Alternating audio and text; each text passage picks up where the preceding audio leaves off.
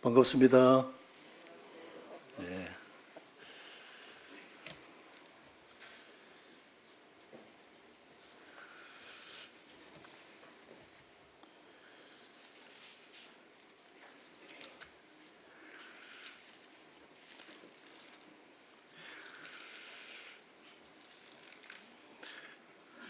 열대야로 밤에 아주 잠들을 또 많이 또 설치고 그러시죠.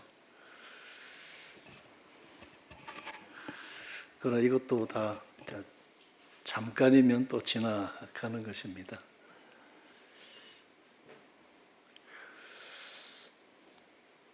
저는 계속해서 창세기 말씀 살펴보고 있습니다.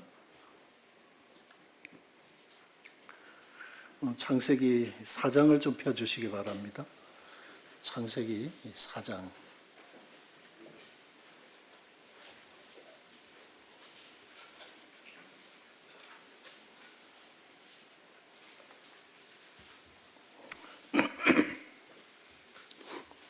창세기 4장 펴주시고 4장 1절로 제가 봉독하겠습니다.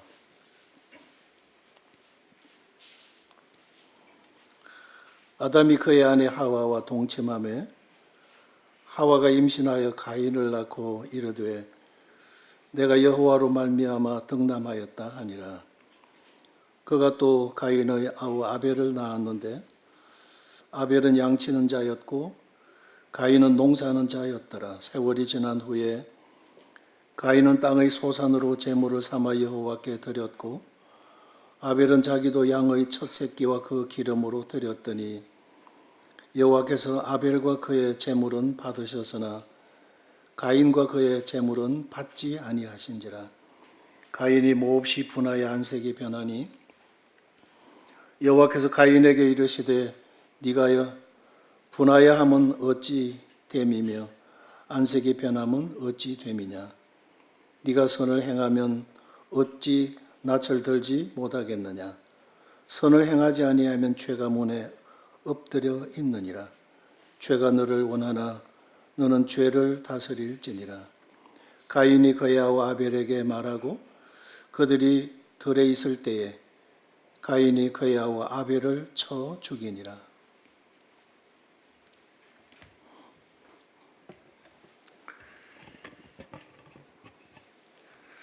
오늘 이 창세기 4장에서 드릴 말씀의 주제는 아벨이 드린 의로운 제사라는 주제로 말씀을 드리겠습니다. 지난 시간 말씀을 잠시 복습을 해드리면 창세기는 시작의 책입니다. 모든 것의 그 시작, 그 기원이 어디에 있느냐 하는 것에 대해서 어떻게 있게 되어졌느냐 하는 것을 밝혀주는 말씀입니다. 그래서 3장에서는 죄의 그 시작인데 그 죄의 원흉이 있습니다. 이 땅에는 죄가 없었어요. 그 죄는 지난 시간에 말씀을 드린 대로 천상에서부터 있었던 사건이었습니다. 하나님의 천사 중에 하나님을 대적하고 전복하려는 이 천상에서의 그 쿠데타가 있었던 것을 말씀을 드렸습니다. 이사야서 14장이나 에스겔서 28장에서 사단의 그 음모가 나오고 그 정체가 이제 등장하게 되어지는데 하나님의 보좌를 넘보고 하나님의 보좌를 전복시키려는 이 악한 자의 악행이 있었던 것입니다. 그래서 하나님께서 천사장의 그 지위와 아름다움, 그에게 부여되었던 모든 명예를 하나님이 다 박탈하시고 천상에서 내어 쫓아내시는 말씀이 있었던 것을 봅니다. 그래서 이 악한 자의 대적이 하나님이 만드신 그 인간에게 접근을 하게 되어지게 되고,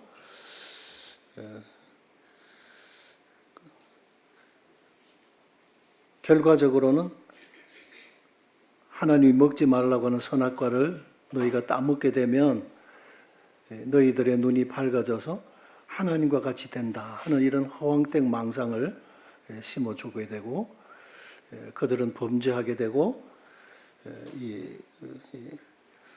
하나님을 피하게 되고 두려워서 이제 숨습니다. 그리고 그들이 한 일은 무화과 나무 잎을 엮어서 치마를 하여 가리는 일이었습니다.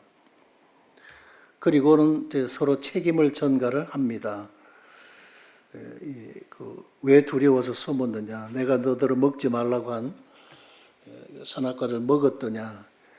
하나님이 내게 주셔서 함께하게 하신 여자 그가 내게 줌으로 내가 먹었나이다. 그리고 책임을 전가를 합니다.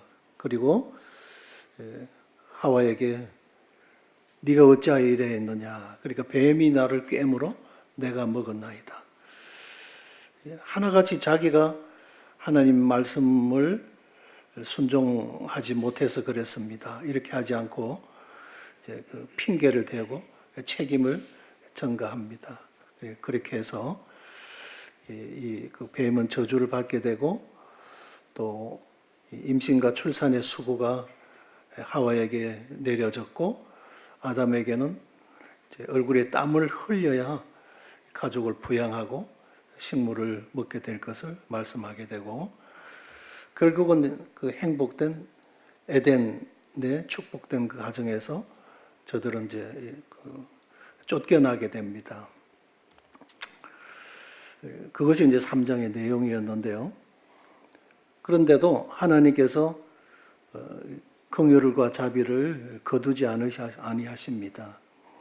3장 21절에서 보면 아담과 그의 아내를 위하여 가죽 옷을 지어 입히시는 내용이 나옵니다. 뭐 비싼 쇠물을 입혔다는 말씀이 아니고 그들의 생명을 구원하기 위한 또 다른 생명의 희생을 의미하는 것이었습니다. 그들의 목전에서 죄 없는 그 짐승을 하나님이 잡으시고 그 피 흘려 죽는 모습을 저들로 목도하게 하셨어요. 하나님의 용서는 이와 같은 피 흘림의 희생이 따른다고 하는 것을 저들에 보여주신 것입니다. 그리고 그들 앞에서 하나님이 가죽을 벗기셔서 아담에게 입히시고 또 하와에게 가죽 옷을 입혀주신 것입니다. 그래서 그 옷은 바로 이 지금 은혜의 시대에 우리가 입게 된 예수 그리스도의 옷입니다. 이 보혈의 옷이에요. 우리가 오를 의자라고 할 때 한자상에 보게 되면 우리 나자가 있어요. 밑에 손수변의 창과자입니다.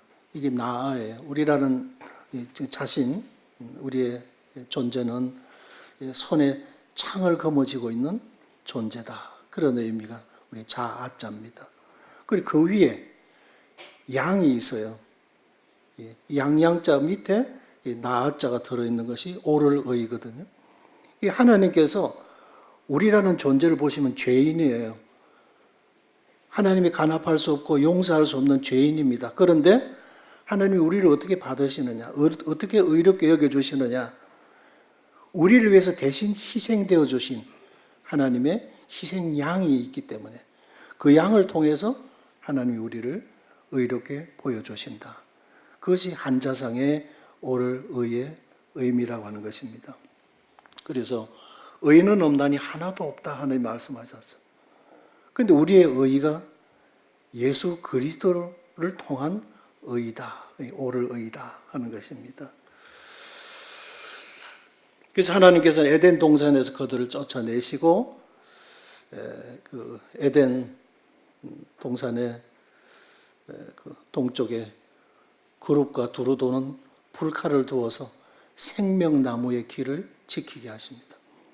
에덴 동산에 두 가지의 나무가 있었습니다. 하나는 선악을 알게 하는 나무, 하나는 생명과실. 이 두 가지의 나무가 있었는데 이 선악과를 손을 뻗어서 저들이 하나님 말씀을 불순종하고 따먹었습니다. 그래서 죄인이 되었어요.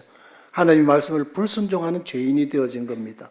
그 죄인의 손을 뻗어서 생명과수를 또 과일을 따먹을까 봐 하나님께서 두루 도는 화영검을 에덴 동산 중앙에 있는 선악과를 이 생명나무 과실을 하나님이 지키셨다. 이 접근하지 못하도록 하나님께서 막으셨다 하는 것이 창세기 3장 22절 이하에 나오는데, 그렇게 말씀하시면서 생명나무 열매도 따먹고 영생할까 하노라 하나님 염려하셨던 것입니다. 그 죄인으로서 고통하면서 죽지 않고 살아갈까 봐 하나님께서 그걸 막으셨다고 하는 것입니다.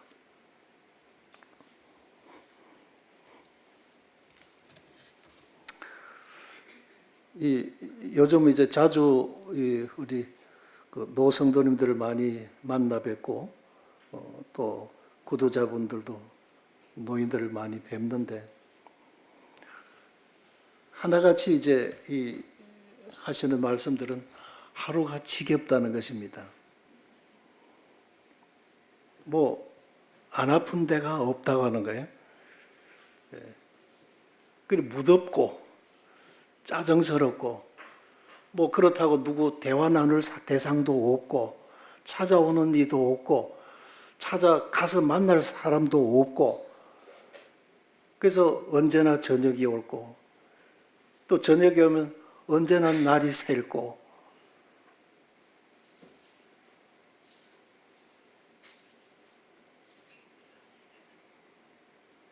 이 기대 수명이 100세라고 하지만 이 제대로 인생으로서 생을 즐기며 살아갈 수 있는 그 나이가 적고, 또 80세 이상이 되어지면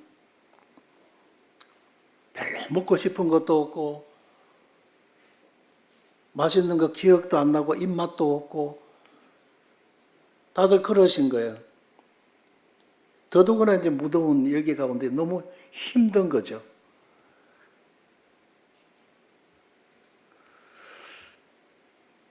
예수님 믿는 믿음 안에서도 노인들이 그러시더라는 거죠. 더더구나 믿음 밖에 있는 분들은 어떠시겠어요? 그러니까 못 죽어서 하루하루 그냥 버텨가는 거예요.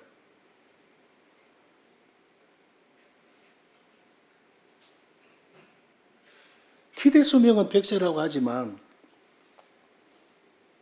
그 삶의 질 자체가 못 죽어서 사는 그 연한이 20년이라는 세월이 그게 들어있는 거죠. 약으로 버티고 그냥 병원 출입하고 온데 삭신이 쑤시고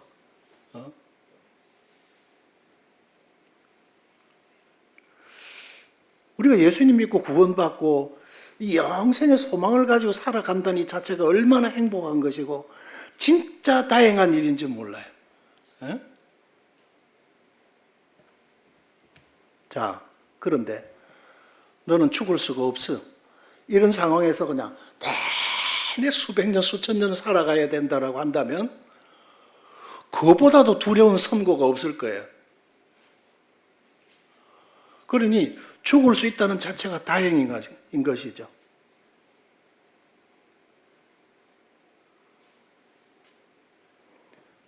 창세기 6장 이후에 5장에서는 거의 900살 이렇게 살았어요. 죄인으로서 한 번은 죽어야 되는 이런 운명 속에 처해졌지만, 그런데도 불구하고 인간의 수명이 거의 나무의 그 수령을 살아온 거예요.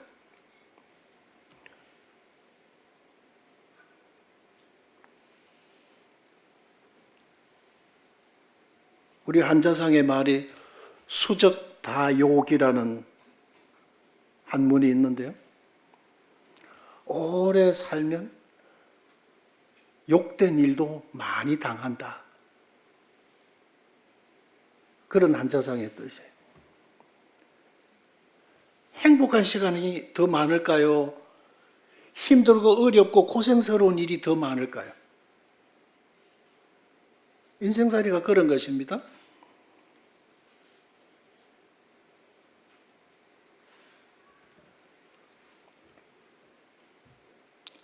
우리가 믿음 안에서 소망을 가지고 하루하루 살아가는 이 자체가 우리가 하나님 앞에 서게 될 때에 사실상 하늘의 상급을 쌓게 되기 때문에 그런 것이고, 그날의 그 영광을 바라보고 살아가기 때문에 힘들게 살아가는 이것들이 의미가 있는 하루하루가 되어지는 것입니다. 그렇지 않다면 진짜 삶의 의미가 없는 거죠. 뭐 때문에 살아요? 새끼 먹기 위해서? 실컷 먹었잖아요.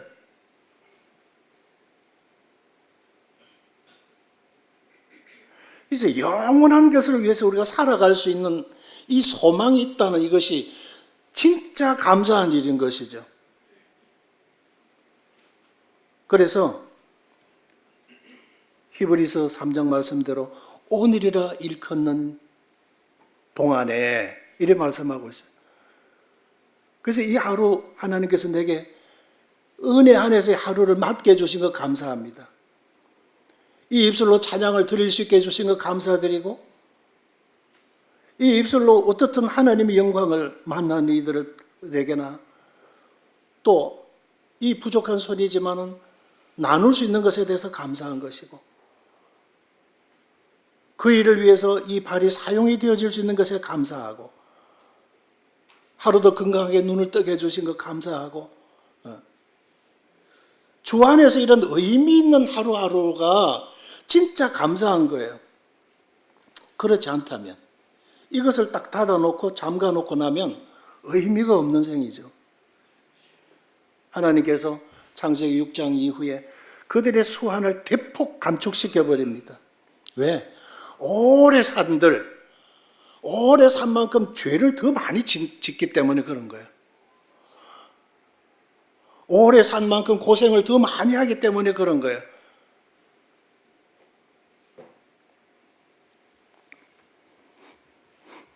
이 사단이 하와에게 접근해서 하나님이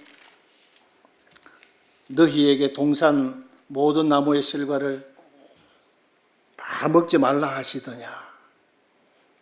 너희에게 이렇게 하고 있어요. 뱀이 여자에게 이르되 너희가 결코 죽지 아니하리라. 또 5절에서 너희가 그것을 먹는 날에는 너희 눈이 밝아져 하나님과 같이 되어. 그러니까 이 사단이 자기는 정체를 철저하게 위장하고 가려버리고 너희를 위한 말이야. 내가 너희가 염려되어서 그러는데, 너희들의 행복을 위해서 그러는데, 너희들의 출세를 위해서 내가 이렇게 제안하는데, 그러니까 자기의 음흉한 계획은 다 철저하게 위장해놓고 너희를 위해서 하는 말이야. 그래서 너희를 걱정이 돼서 하는 말이야. 이렇게 하면서 다 너희를 위하여, 너희를 위하여. 그런데 정작 너희를 위한 것이었느냐? 아닌 것이었죠. 망하게 하는 것이고, 하나님을 대적하게 하는 것이고, 하나님의 축복의 영역에서 떠나도록 유도하는 것이고, 그런 악한 일을 꾀했던 것입니다. 그런데 하나님께서 생명나무의 열매도 따먹고 영생할까 하노라. 왜? 죄인으로서 죽지 않고, 죽을래야 죽을 수 없고, 고통을 피하고 싶어도 고통을 피할 수 없는 그런 절망적인 상황 속에서 영영 내내 고통하고 절규하며 살아갈까봐 하나님께서 사실상은 그들의 소원을 제한시키신 것입니다. 그래서 생명나무 열매도 따먹고 영생할까 하노라. 이것은 영생을 주시고 싶지 않으셔서가 아니라고 하는 것입니다. 왜? 죄인으로서 죄인이 앞으로 살아가야 될 그 가시밭길, 그 흠상줄령의 고통이 어떤가를 하나님이 아시기 때문에 그런 거예요. 그 종말에 대해서.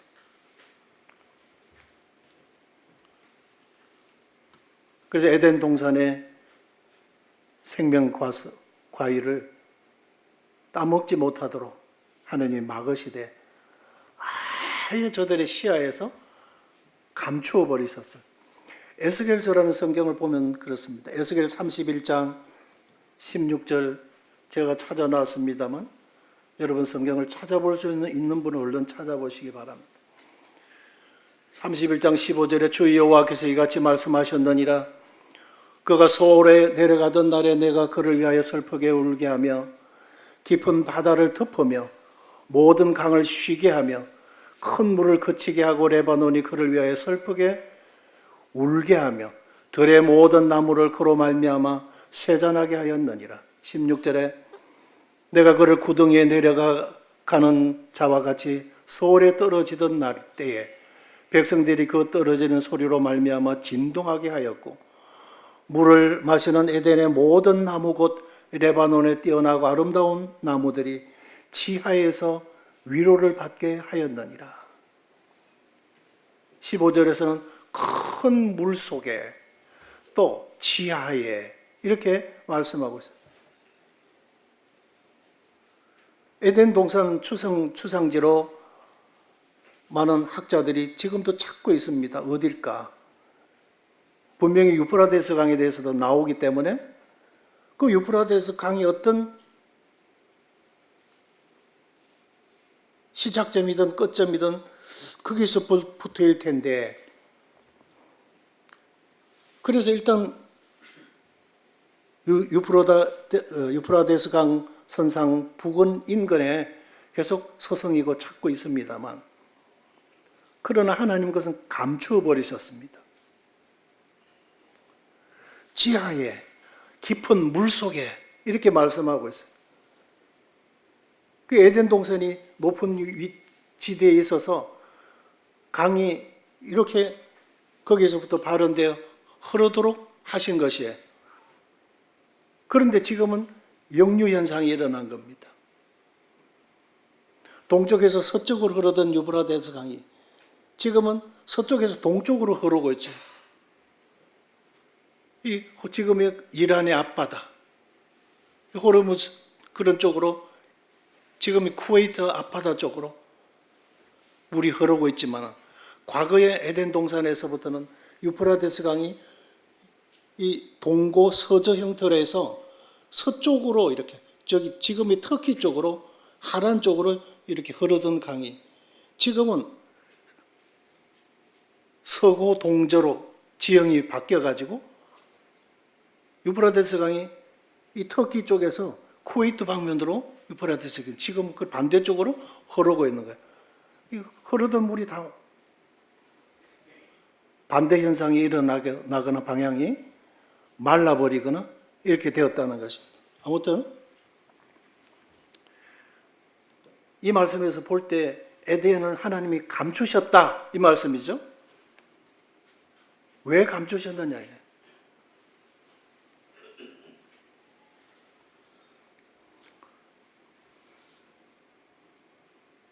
때가 되지 않았기 때문이다 하는 것이고,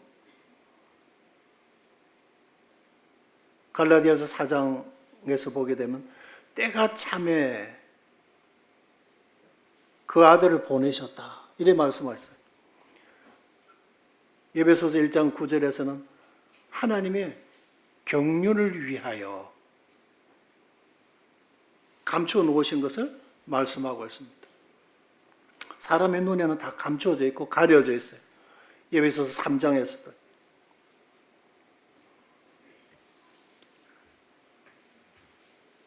인류의 구속과 영생을 주셔야 될 하나의 예표적인 것이었고 그것은 하나의 그림자적인 것이었기 때문에 그렇다는 것입니다. 히브리서 10장 1절과 4절, 5절, 10절과 12절에 보게 되면 장차 올 좋은 일의 그림자일 뿐이요 참 형상이 아니므로 해마다 늘 드리는 같은 제사로는 나오는 자들을 언제든지 온전케 할 수 없었다. 이렇게 말씀하고 있고요. 그 후에 말씀하시기를 보시옵소서. 내가 하나님의 뜻을 행하러 왔나이다 하셨으니 그 첫 것을 폐하시면 둘째 것을 세우려 하십니다. 이 뜻을 따라서 예수 그리스도의 몸을 단번에 들이심으로 말미암아 우리가 거룩함을 얻었노라. 제사장마다 매일 서서 섬기며 자주 같은 제사를 드리되 이 제사는 언제나 죄를 없게 하지 못하거니와 오직 그리스도는 죄를 위하여 한 영원한 제사를 드리시고 하나님 우편에 앉으셨다. 그들의 제사 행위 자체가 하나님 앞으로 나아가고자 하는 것이었습니다. 죄사함을 받기 위해서 나아가거나 하나님 앞에서 감사함으로 나아가거나 두 가지의 의미예요.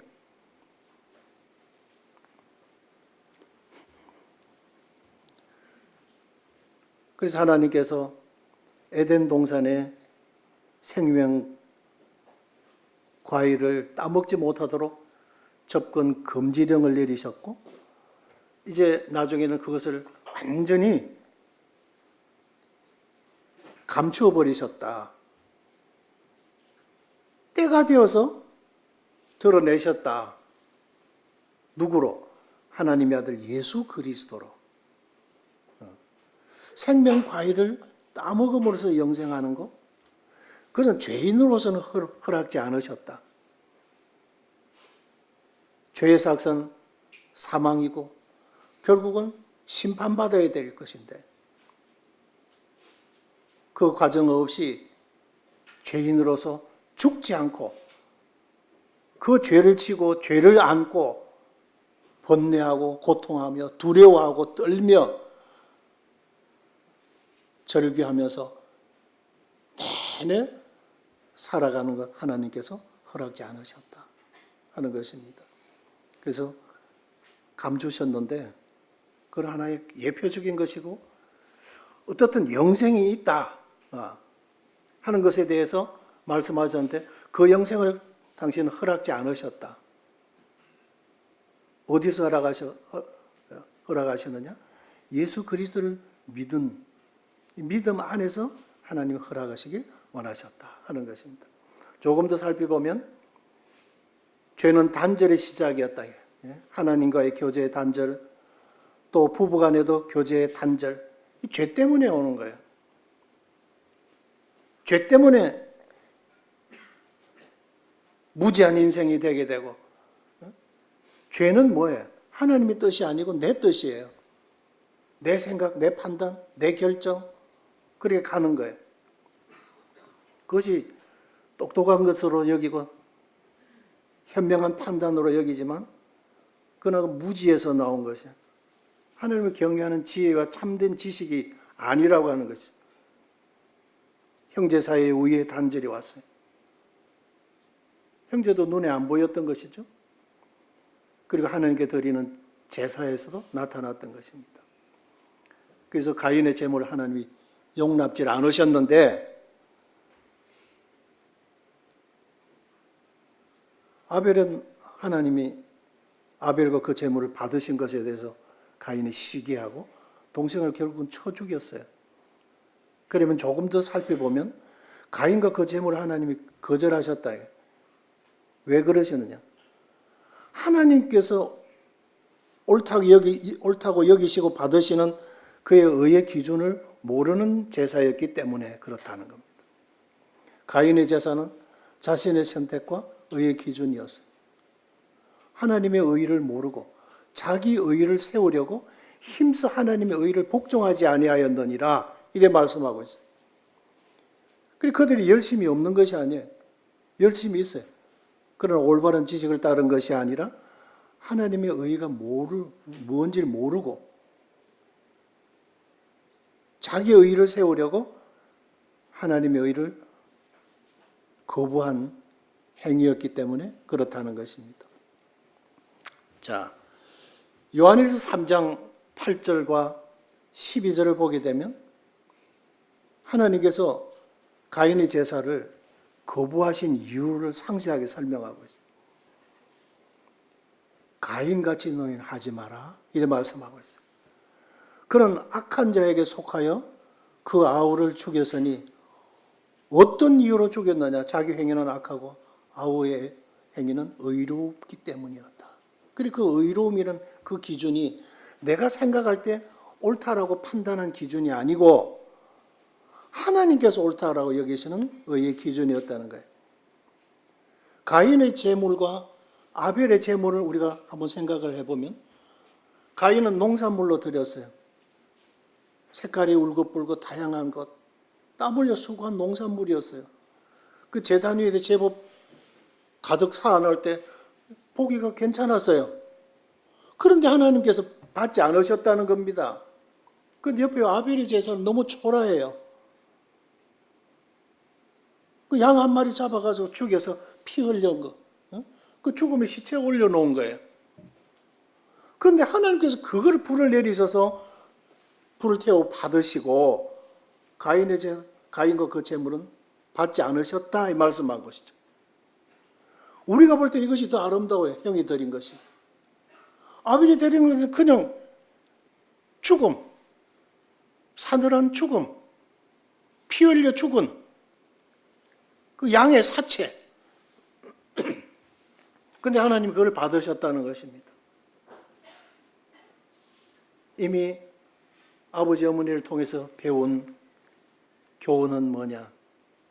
피 흘림이 없은 적 죄사함이 없다고 하는 교훈이었어요. 하나님께서 아담과 하와를 용서하시고 용납하시는 것은 근거는 그들을 위해서 그들 앞에 피 흘려 죽은 희생의 제물이 있었던 것이었습니다. 하나님 앞에 갈 때 반드시 이것이 근거가 되어야 돼. 이래 하셨던 것입니다. 지금까지는 너희가 내 이름으로 아무것도 구하지 아니하였으나 구하라 그리하면 받으리니 너희 기쁨이 충만하리라. 요한복음 16장 24절인가? 그렇습니다. 우리가 왜 예수 그리스도의 이름으로 기도드립니까? 감사에도 모든 간구에도 예수 그리스도의 이름으로 드리는 거예요. 거기에는 하나님께서 우리를 거두시고 받으시는 근거가 하나님의 아들의 희생이 있었기 때문에 그런 것입니다. 테텔레스타이, 다 이루었다, 다 갚았다. 내가 너희 죄값을 내가 십자가에서 다 지불했다, 지불 완료했다. 그런 의미거든요. 그거를 근거로 하나님이 우리를 받으시는 거야. 우리의 기도를 받으시는 이유가 거기에 있는 것입니다. 그래서 모든 기도에 예수 그리스도의 이름으로 기도드립니다 하는 것이죠. 여기 가인과 같이 하지 말라.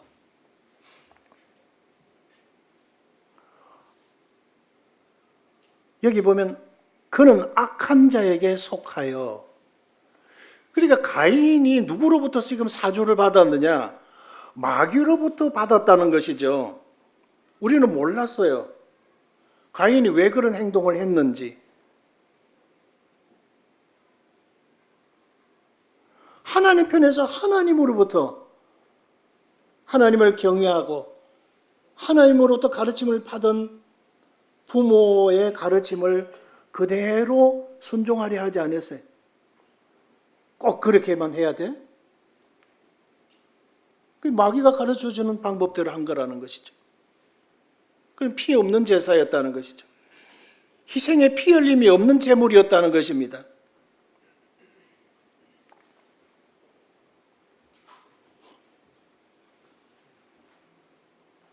예수님이 오신 이유는 세상 사람들을 구원하기 위해 오셨습니다. 이 가인의 후예를 구원하시려고요. 하나님이 받으시는 제사를 살펴보겠습니다. 아벨과 그 제물은 받으셨으나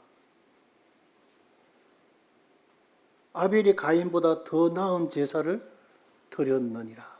히브리서 11장 4절에서 그렇게 말씀하고 있어요.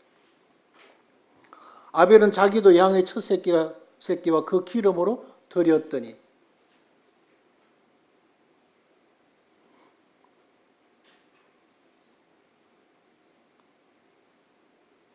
아벨은 왜 꼭 이렇게 해야만 되는지에 대한 충분한 이해는 없을 수도 있었어요.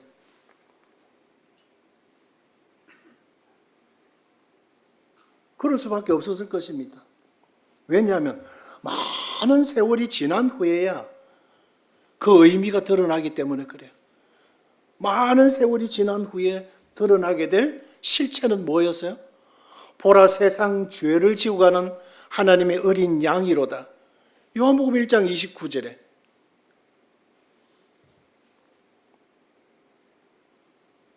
많은 세월이 지난 후에 이 그림자의 실체가 하나님이 준비한 양, 바로 예수 그리스도였기 때문에 그런 것입니다. 그러나 이해가 되든 안 되든 간에 그렇게 하나님께서 기뻐하시는 일에 여기에 아벨은 그냥 순종한 것이라는 것입니다. 그것은 믿음이었어요. 이렇게 하나님이 이런 과정을 통해서 받으신다고 하는, 이런 수단을 통해서 우리를 간합하신다고 하는 거, 그냥 믿고 그렇게 한 것이었어요. 그것은 바로 예수 그리스도였다고 하는 것입니다. 보라, 세상 죄를 지고 가는 하나님의 어린 양이로다. 내가 피를 볼 때에 너희를 넘어가리니 재앙이 너희에게 내리지 아니할 것이다. 출애굽기 12장에 구속의 피를 근거한 예물, 고린도후서 5장 21절에 하나님이 죄를 알지도 못하신 이를 우리를 대신하여 죄로 삼으신 것은 우리로 하여금 그 안에서 하나님의 의가 되게 하려 하십니다. 우리의 의가 아니고 내가 선하게 살고 내가 착하게 살고 내가 올바르게 산다고 하는 나의 기준을 통해서 하나님이 우리를, 그래, 지성이면 감천이지, 너의 정성이 그렇게 지극정성하니 가력하다, 이래 하나님이 간합하시는 것이 아니라고 하는 것이죠. 정성과 수고에 따르면 가인의 수고가 더 아름답게 나타날 수 있었다는 겁니다. 그러나 거기에는 피 흘린 제사가 없었다는 것입니다.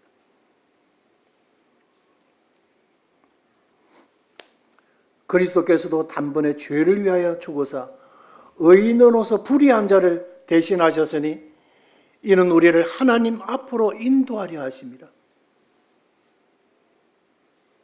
그리고 과거 구약에 있었던 그 모든 제사와 예법과 준행 모든 절차에는 결국은 예수 그리스도로 입고로 되어져 있다는 것입니다. 그리고 육체로는 죽임을 당하고 영으로는 살리심을 받으셨다. 그래서 이 구속의 피를 근거한 예물이었다. 그래서 아벨이 희생 제물을 비록 믿음으로 순종하여 바쳤지만 진정한 그 의미는 많은 세월이 지난 후에 드러났습니다. 그러나 하나님이 그 과정을 통해서 받으셨어요.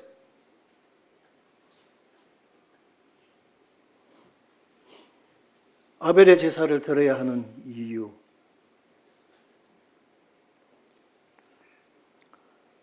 결론과 함께 두 가지를 본다면, 첫째는 예수님의 십자가의 피였습니다. 우리를 받으시고 우리를 죄에서부터 구속해 내시는 그 근거, 하나님의 아들 예수 그리스도의 보혈이었다고 하는 것이었습니다. 믿음으로 아벨은 가인보다 더 나은 제사를 하나님께 드림으로 의로운 자라 하시는 증거를 얻었으니 하나님이 그 예물에 대하여 정언하십니다. 하나님이 그 예물에 대하여 정언하십니다.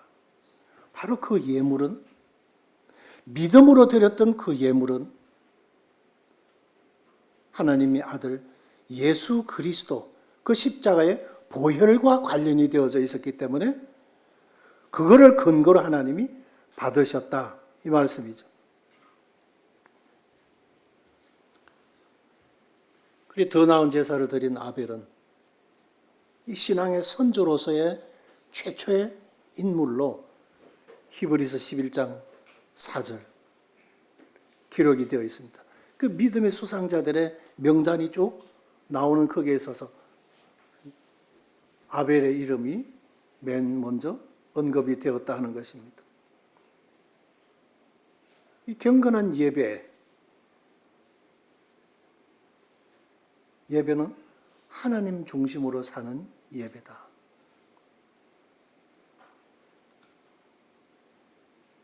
로마서 12장 1절에 그러므로 형제들아 내가 하나님의 모든 자비하심으로 너희를 권하노니 너희 몸을 하나님이 기뻐하시는 거룩한 산제물로 드리라.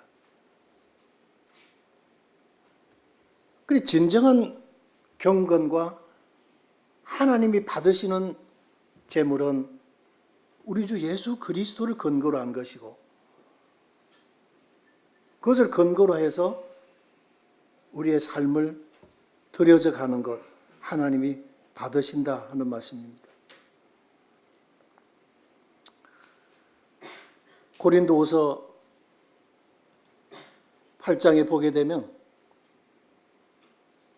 지금 고린도 교회에 보내는 두 번째 서한에서 하나님이 받으신 것, 아름다운 그 헌신은 이 데살로니가 성도들이 이 구속의 큰 은혜 가운데서 주님을 생각하고 하나님의 은혜를 생각하며 먼저 그것이 우선이 되어진 이 삶에서 성도를 섬겼다는 것인데, 극빈한 가난 속에서 또 정치적으로 이 그리스도인들이 탄압을 받고 있는, 그리고 저들의 산업이 빼앗기고 저들의 재산이 정모를 당하고 로마 정부로부터 그리고 압제를 당한 가운데서도, 그러니까 가난할 수밖에 없죠. 그런데도 예루살렘 성도들의 기근의 소식을 들었을 때에 새끼 먹는 거 2끼를 줄이고 힘들고 어려운 그 예루살렘, 지금 이스라엘 땅이고 여기는 유럽 쪽이란 말이에요. 지금의 동유럽 쪽이에요. 이 지중해 바다 건너편에 있어요. 전혀 민족이 달라요.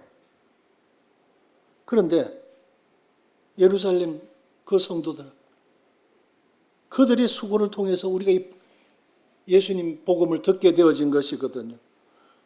그들의 땀 흘림의 수고로 말미암아 우리가 하늘의 소망을 갖게 되어진 것이거든요. 이런 믿음에 대해서 하나님 앞에 감사하는 믿음이 있었던 거예요. 그 지금 고린도 교회는 그래도 유복한 성도들이 많이 있어요. 그래 일만 가지고 봉사하고 있어요. 그래 이들은 데살로니가 성도들은 실제 그들의 삶이 헌신적이었어요. 그래서 이 은혜와 성도 섬기는 일에 참여함에 대하여 우리에게 간절히 구하니 우리가 바라던 것뿐 아니라 그들이 먼저 자신을 주께 드리고 또한 하나님의 뜻을 따라 우리에게 주었도다. 경건한 제물은 믿음의 삶에서 드려지는 것이다. 인색한 이유는 뭐냐? 주님을 사랑하지 않기 때문에 그런 거예요. 주님의 사랑에서 멀어져 있기 때문에 그런 거예요. 또 주님의 사랑을 밀접하게 가까이 가면 그들의 삶을 통해서 하나님의 영광을 받으시죠. 하나님의 거룩성, 하나님의 공의성을 알고 드리는 헌신의 제사였다. 그래 하나님의 뜻대로 순종하는 믿음의 제사였다. 그리고 히브리서 11장 6절에 보게 되면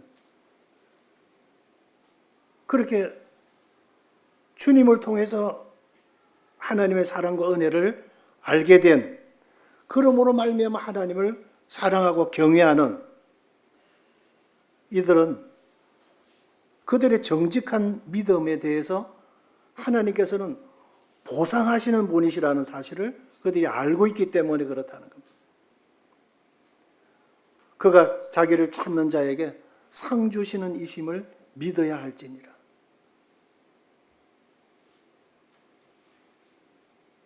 하나님은 우리의 수고에 대해서 우리가 당연히 그렇게 해요. 첫째는. 그러나 두 번째, 하나님은 철저하게 그들의 믿는 그 믿음에 대해서 보상하시는 분이시다. 그래서 히브리서 11장 1절에 믿음은 바라는 것들의 실상이다 말씀하고 있어요. 허상이 아니다. 마귀로부터 온 것은 망상이었어요. 하나님께서 예수 그리스도 안에서 우리에게 심어주시는 것은 실상이라고 하는 것을 말씀해 주고 있는 것입니다. 아벨의 제사를 드려야 하는 이유 있어서 경건한 제사는 경외의 마음과 입술의 일치로 드려진다. 그러므로 우리는 예수 그리스도로 말미암아 항상 찬송의 제사를 하나님 앞에 드리자. 이는 그 이름을 정언하는 입술의 열매니라. 입술의 열매. 찬송이 입술의 열매라고 말씀하고 있습니다. 오직 선을 행함과 서로 나누어 주기를 잊지 말라. 한 입에서 단물과 썸물이 나올 수가 없다고 말씀하셨어요.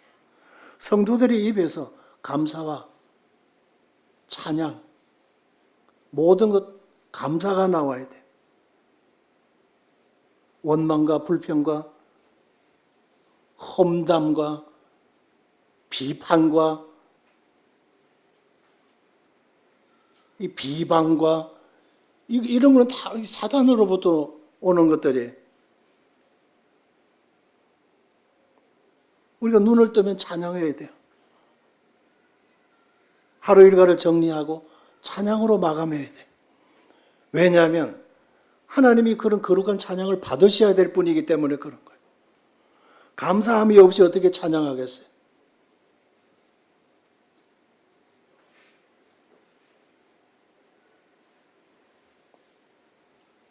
찬송에는 놀라운 능력이 있었죠.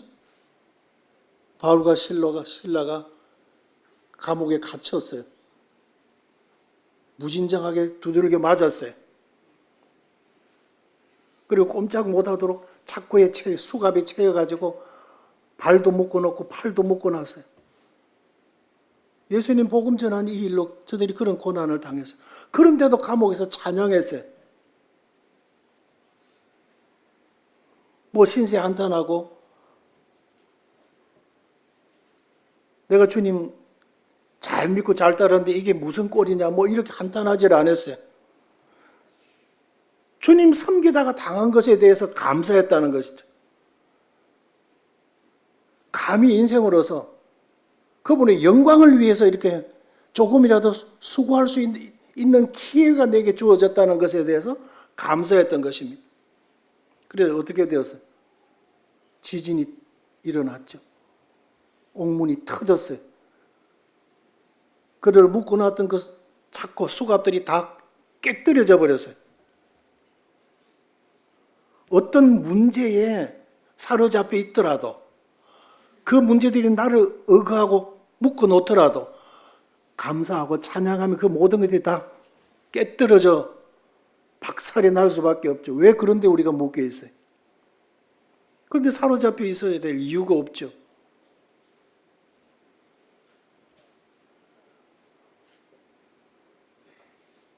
시편 96편 1절, 4절, 8, 9절을 보게 되면 새 노래로 여호와께 노래하라.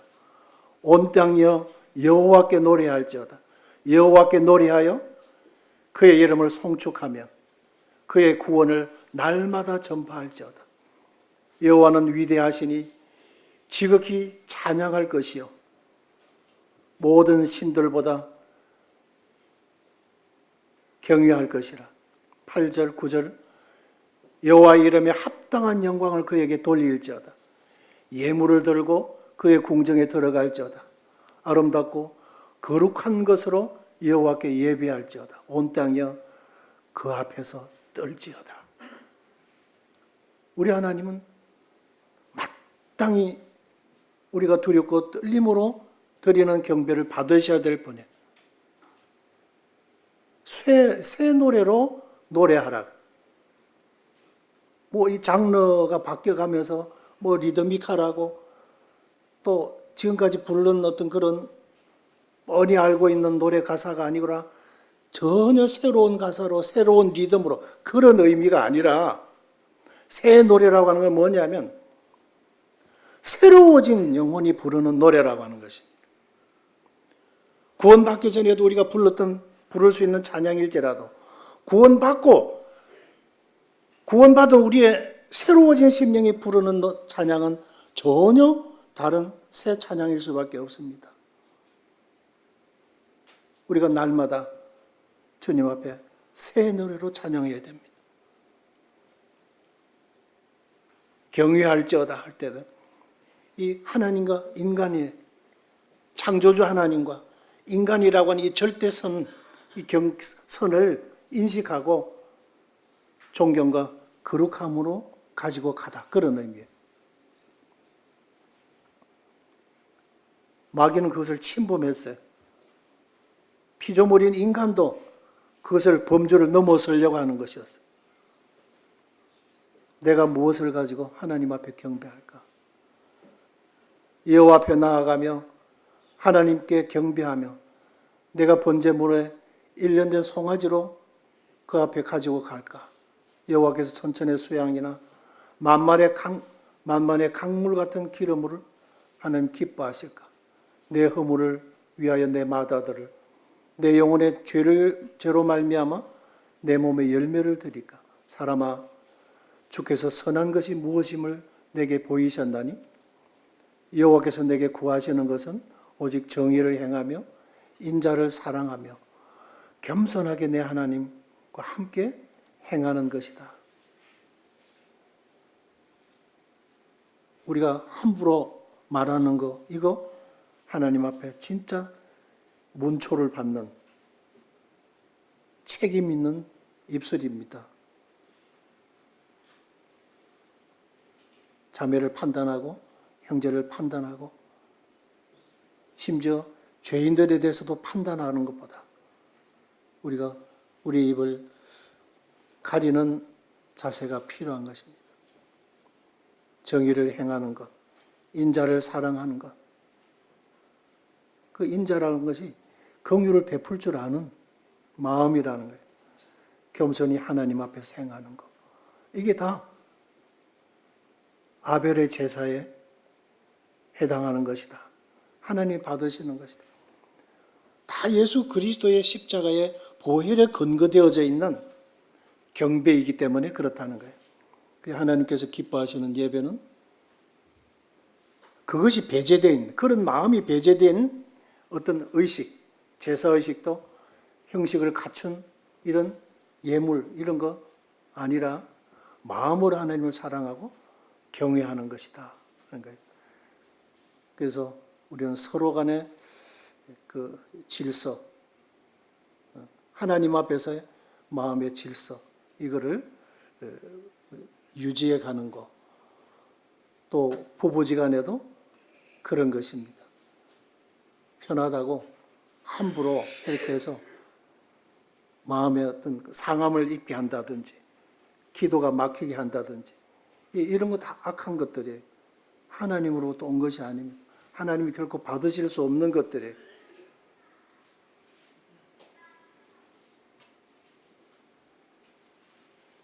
우리가 아벨의 제사를 드려야 하는 이유를 창세기 4장에서 찾아보았습니다. 첫째는 복음이었어요.